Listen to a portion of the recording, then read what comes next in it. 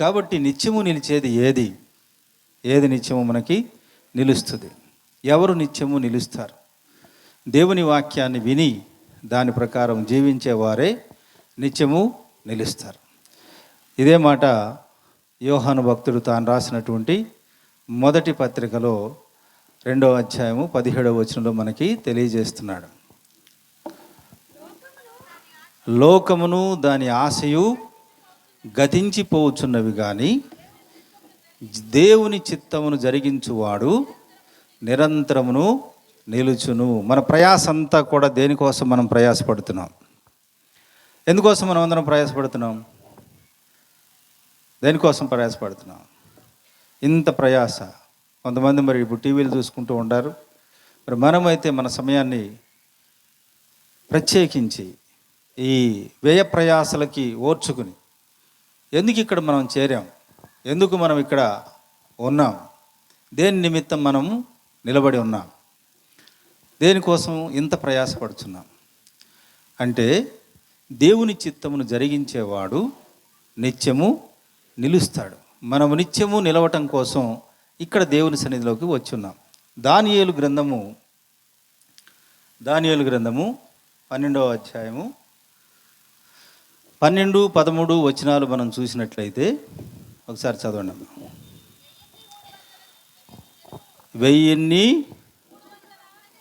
1035 దినములు తాళుకొని వాడు ధన్యుడు.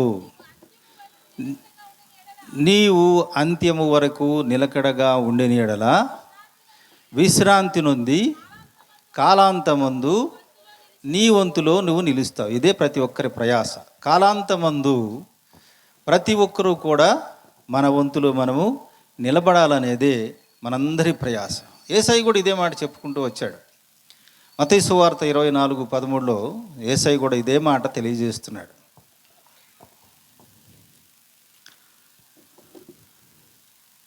చదవమ్మా. అంతము వరకు సహించిన వాడెవడో వాడు మాత్రమే రక్షించబడతాడు. ఎవడు రక్షించబడతాడు అంటే, రక్షణ అంటే ఏంటి? రక్షించబడటం అంటే ఏంటి? ఏమిటి రక్షించబడటం? దేని నుంచి రక్షించబడాలి మనం? పాపం వలన శాపము వచ్చింది. ఆ శాపం వలన ఏమొచ్చింది? మరణము వచ్చింది. సో మరణం అంటే ఇది భౌతిక మరణం కాదు. ఈ భౌతిక మరణం భూమి మీద ఉన్నటువంటి ప్రతి జీవికి సంబంధించింది. ఇది ఖచ్చితంగా అందరికీ వస్తుంది. దీన్ని అధిగమించగలిగిన వాడు, దీన్ని జయించగలిగిన వాడు దేవుని ప్రజలు తప్ప మరొకరు లేరు. కాబట్టి అంతం వరకు సహించిన వాడు మాత్రమే రక్షించబడతాడు. ఏమి సహించాలి? ఏమి సహించాలంటే మనము ఈ లోకములో ఉన్నదాన్ని సహించాలి. నేత్రాశను మనం దూరం చేసుకుని సహించాలి. మనకి మరి శరీరాశను దూరం చేసుకుని మనం సహించాలి. మనకు అవసరం, మనకు చాలా ఇష్టంగా ఉంటుంది. కానీ వాటి వలన మనకు కలిగేది ఏమిటి అంటే, దుర్దినములు రాకముందే దుర్దినాలు వస్తాయి. ఆ దుర్దినాలు అంటే మనల్ని దేవుని యొక్క సన్నిధికి తీసుకెళ్లకుండా ఉండేటటువంటి దుర్దినాలు మనకి వస్తాయి. సో కాబట్టి మనము అంతం వరకు సహించటము అంటే ఈ లోకములో ఉన్న ప్రతిదాన్ని ఏదైతే దేవుని దృష్టికి వ్యతిరేకమైనది అయి ఉంటుందో దానిని మనకి మంచిది అయినప్పటికీ, మన శరీరానికి మంచిదని మనం ఫీల్ అవుతున్నప్పటికీ కూడా ఎప్పుడైతే దాన్ని మనము వ్యర్థముగా భావిస్తామో అప్పుడు మాత్రమే మనము మన వంతులో రక్షణ పొందిన వారిగా మన రక్షణని పట్టుకుని మనం ఏదైతే నమ్మి విశ్వసించి దేనికోసమైతే మనం ఇంతకాలం ప్రయాసపడుతూ దేనినైతే మనము సహిస్తూ ఉన్నామో దానిని తీసుకుని దేవుని యొక్క సన్నిధిలోకి వెళ్తాం. అదే రక్షించబడటం. భూమి మీద మనము దేవుని కోసం పడే ప్రతి ప్రయాస, దేవుడు ఏదైతే మనకి వివరించి స్పష్టంగా తెలియజేశాడో దానిని మనము తూచా తప్పకుండా పాటిస్తూ అంతం వరకు, అంటే మన యొక్క జీవితము ఈ భూమి మీద ముగిసేంత వరకు మనం ఎవరైతే నమ్మకంగా ఉంటారో వాళ్ళు రక్షించబడతారు. వారు మాత్రమే దేవుని యొక్క సన్నిధిలోకి చేరుతారు. ఎందుకు ఈ వాక్యం గురించి దేవుడు ఇన్ని రకాలుగా మాట్లాడుతున్నాడు? ఎందుకు వాక్యాన్ని మనకి ఇంత గట్టిగా స్పష్టంగా దేవుడు తెలియజేస్తున్నాడు? అసలు వాక్యం అంటే ఏమిటి? ఎవరు? యేసయ్య అంటే ఎవరు? యేసయ్య అంటే ఎవరు? యేసయ్య గురించి మనకి ఎంతమందికి తెలుసు? క్రైస్తవులకి యేసయ్య గురించి స్పష్టంగా తెలుసా తెలియదా? తెలుసా? ఎంతమంది చెప్పగలరు? యేసయ్య అంటే ఎవరు? అందరూ దేవుని కుమారుడు, అందరూ ఆయన రక్షకుడు, ఈయన ప్రవక్తని కొంతమంది, ఈయన బోధకుడని కొంతమంది, ఇలా రకరకాలుగా బోధిస్తూ వస్తున్నారు. ఇప్పుడున్నటువంటి ప్రపంచంలో, ఇప్పుడున్నటువంటి సమాజంలో క్రైస్తవ వ్యతిరేకమైనటువంటి ఆలోచనలు కానీ, క్రైస్తవ వ్యతిరేకమైనటువంటి బోధలు కానీ ఏం తెలియజేస్తాయి అంటే, క్రీస్తు కూడా మనలాంటి మనిషే, ఆయన దేవుని యొక్క పని చేసినటువంటి ప్రవక్త అని తెలియజేస్తూ వస్తున్నారు. సో మనమేమి విశ్వసిస్తాం? మనమేమనుకుంటున్నాం? మన ఉద్దేశంలో దేవుడు యేసయ్యను గురించి మనమేమనుకుంటాం? ఆయన దైవమానవుడు, ఆయన దైవమానవుడు, సంపూర్ణమైనటువంటి మనిషి, సంపూర్ణమైనటువంటి దేవుడు. ఈయన దేవుడు. ఆదియందు వాక్యం ఉండెను, వాక్యము దేవుని యొద్ద ఉండెను, ఆ వాక్యమే అది. దేవుడు అన్నిటినీ క్రమం చొప్పున కలుగు చేశాడు, దేన్ని విడిచిపెట్టలేదు. ప్రతిదాన్ని మనము ఇప్పుడు కీడు అనుకున్న దానివల్ల మనకు మేలు కూడా జరుగుతుంది. ఏ బ్యాక్టీరియా మనకి హాని కలిగిస్తుంది అనుకుంటున్నామో అదే బ్యాక్టీరియాలో కొన్ని మనకి ఆరోగ్యాన్ని ఇస్తాయి. అలాగా దోమల వల్ల కూడా అనేక రకాలైనటువంటి ఉపయోగాలు కూడా ఉంటాయి. మనకు తెలియదు, సైంటిస్టులకు తెలుస్తాయి వాటి గురించి, దాని మీద రీసెర్చ్ చేసేవాళ్ళకి తెలుస్తుంది. కాబట్టి దేవుడు భూమి మీద కొత్తగా ఏది కలుగు చేయబడలేదు, వాటంతటికి అవి కలగబడలేదు. దేవుడు మొదట ఏది చేశాడో అవే కంటిన్యూ అవుతున్నాయి. దోమలు అప్పుడు ఉన్నాయి, బ్యాక్టీరియా అప్పుడు ఉంది, వైరస్ అప్పుడు ఉంది, గాలి అప్పుడు ఉంది, వేడి అప్పుడు ఉంది, వర్షము అన్నీ కూడా ఉన్నాయి, భూమి ఉన్నది, సముద్రము ఉన్నది. ఏది మనిషికి వ్యతిరేకముగా తిరగబడలేదు, వారిని ఏది కూడా ఏ హాని చెయ్యలేదు. వర్షం వాడిని ఏం చేయలేదు, ఎండ వాళ్ళని ఏం చేయలేదు, ఒంటికి బట్టలు లేకపోయినా ఎండ వేడి వాళ్ళకి తగలలేదు ఏమి. అలాగే వాళ్ళకి ఏ విధమైనటువంటి భయము కూడా లేదు. క్రూర మృగాలు, తేళ్ళు, ఇవన్నీ పాములు, ఇవన్నీ ఆ మాంసం తినేటటువంటివి అన్నీ కూడా ఆ రోజుల్లోనూ ఉన్నాయి. పెద్ద పెద్ద జంతువులు ఆ రోజుల్లోనూ ఉన్నాయి, పెద్ద పెద్ద తిమింగలాలు అప్పుడు ఉన్నాయి. కానీ అవేవి కూడా మనిషిని ఏం చేయలేకపోయినాయి. కారణం ఏంటంటే మనిషి వాక్యానికి లోబడి ఉన్నంత వరకు నేచరు మనిషికి లోబడి ఉన్నది. హల్లెలూయా. గట్టి చెప్పాలా? ఇంత మంచి మాట విన్న తర్వాత మీరు నోరు మూసుకుని ఉంటే ఎట్లాగా? కాబట్టి వాక్యము, మనిషి ఎప్పుడైతే వాక్యానికి లోబడి ఉంటాడో, ఎప్పుడైతే దేవుని యొక్క ఆజ్ఞకు లోబడి ఉన్నారో వాళ్ళిద్దరూ, ఈ నేచర్ వాళ్ళని ఏమీ చేయలేదు. ఈ దోమలు కొట్టలేదు, ఈ వైరస్ ఏం చేయలేదు, ఈ కంటికి కనబడనివి ఏమీ చేయలేదు, కంటికి కనిపించేవి కూడా ఏమీ చేయలేకపోయినాయి. సమస్తము సమాధానముగా, సమస్తము వాళ్ళకి అనుకూలముగా ఉంటూ వచ్చినాయి. ఎప్పుడు తిరగబడ్డి అంటే, ఎప్పుడైతే అవ్వ అది తీసుకు తిని ఆయన కూడా పెట్టి వాళ్ళిద్దరు తిన్నారో మెల్లగా శాపము వచ్చేసింది. మొట్టమొదటిగా వారికి సిగ్గు అనేది తెలిసింది. వారు ఒంటికి బట్టలు లేవన్న సంగతి తెలిసింది, అంటే పాపం తెలిసిపోయింది. ఆ తర్వాత ఏం తెలిసింది వాళ్ళకి? శ్రమ పట్టడం తెలిసింది.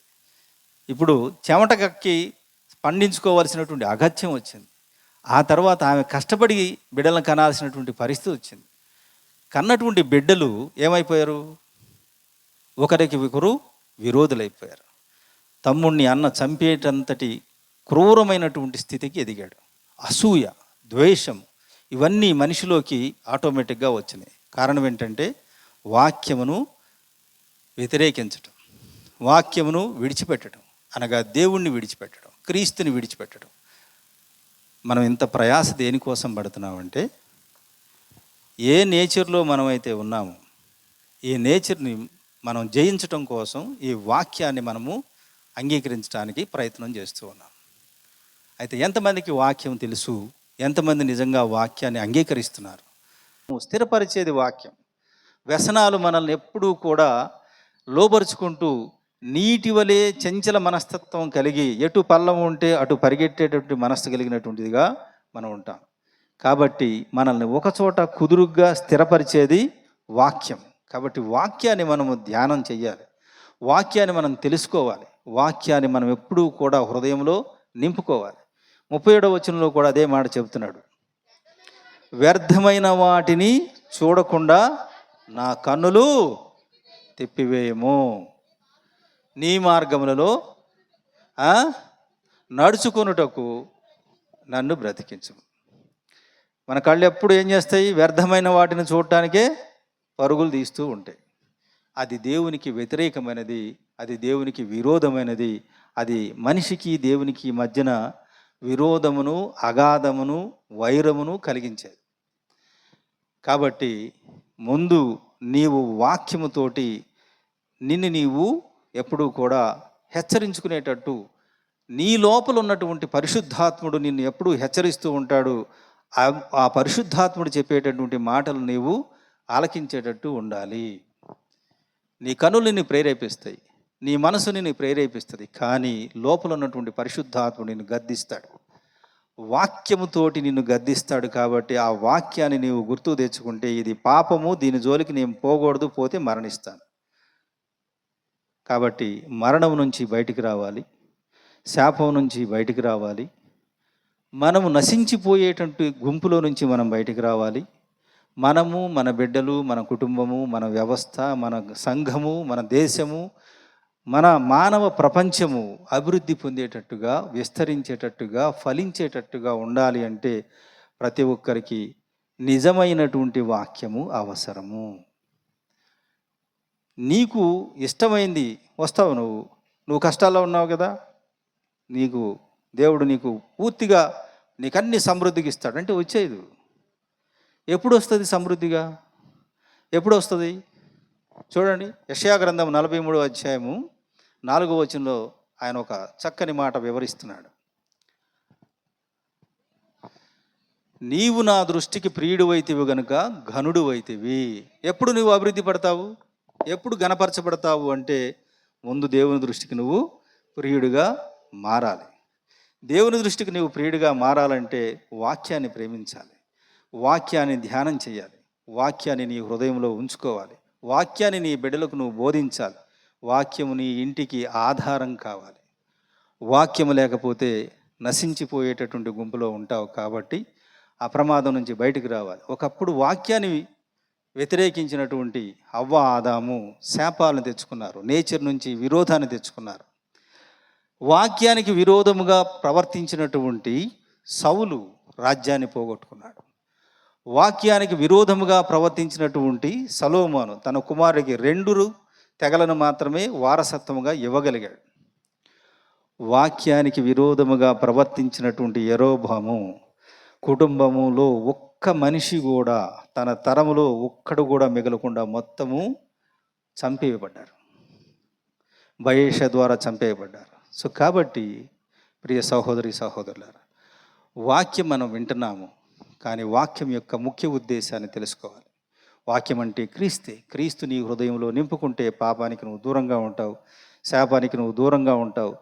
దేవుడు నిన్ను, నీ కుటుంబాన్ని, నీ బిడ్డలను, నీ ఇంటిని, నీ సంఘాన్ని, నీ దేశాన్ని, నీ రాష్ట్రాన్ని దేవుడు అభివృద్ధి పరుస్తాడు. అన్నీ కూడా మనకి సానుకూలముగా, అనుకూలముగా మార్చబడతాయి. దేవుని ప్రేమించినట్లయితే సమస్తము నీకు మేలుకరముగా మార్చబడతాయి. సో కాబట్టి అట్టి కృప దేవుడు మీ అందరికీ అనుగ్రహించాలని ప్రభువు పేరట నేను తెలియజేస్తూ, వాక్యాన్ని ఎత్తి పట్టుకున్న వారిగా, వాక్యాన్ని ప్రేమించే వారిగా, వాక్యాన్ని హృదయంలో నింపుకున్న వారిగా ఉండాలని ఆశిస్తూ నా మాటలు ముగిస్తున్నాను. God bless you all. Thank you very much.